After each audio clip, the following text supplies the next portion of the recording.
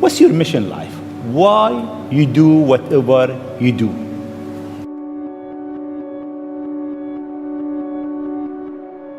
In terms of the motivations, I guess the sort of kind of a long version of the explanation, but essentially, when I was a kid, I was wondering kind of what's the meaning of life, like why are we here, what's it all about, and I came to the conclusion that what really matters is trying to understand the right questions to ask.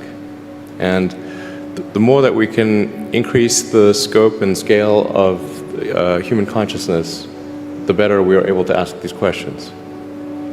And so I think that there's certain things that are necessary to ensure that the future is good.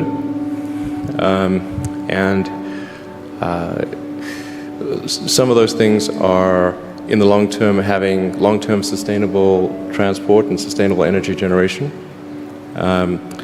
And to be a spacefaring civilization, and for humanity to be out there among the stars and be a multi-planetary species.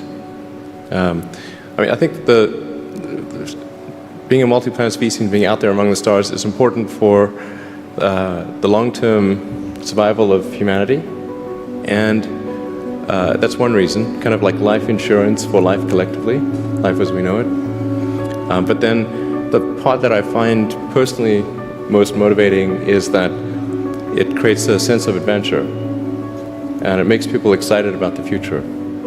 And if you consider two futures, one where we are forever confined to Earth until eventually something terrible happens, or another future where we are out there on many planets, maybe even going beyond the solar system, I think that second version is incredibly exciting and inspiring, and there need to be reasons to get up in the morning.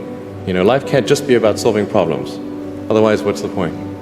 There's got to be things that people find inspiring and make life worth living. So what is life for you? I mean, you look at our life, and I heard you before speaking. Is it a dream? Is it Is life real? a dream? Is it a million D? What is life for Elon Musk? I find as I get older, I find that question to be maybe more and more confusing or troubling or uncertain. I think particularly when you see the advancement of something like video games, you know, like say 40 years ago, you had video games. The most advanced video game would be like Pong, where you had like two rectangles and a dot. You're like batting it back and forth. I played it. Oh yeah, like me too, exactly. I That's played Pong. Exactly, it sort of dates you a little bit, but yeah, we both played the same game. And that was like, wow, that was a pretty fun game at the time. But now you can see a video game that's photorealistic, almost photorealistic, and millions of people playing simultaneously. And you see where things are going with virtual reality and augmented reality. And if you extrapolate that out into the future with any rate of progress at all, like even 0.1% or something like that a year, then eventually those games will be indistinguishable from reality. They'll be so realistic, you will not be able to tell the difference between that game and the reality as we know it. And then it seems like, well, how do we know that that didn't happen in the past and that we're not in one of those games ourselves?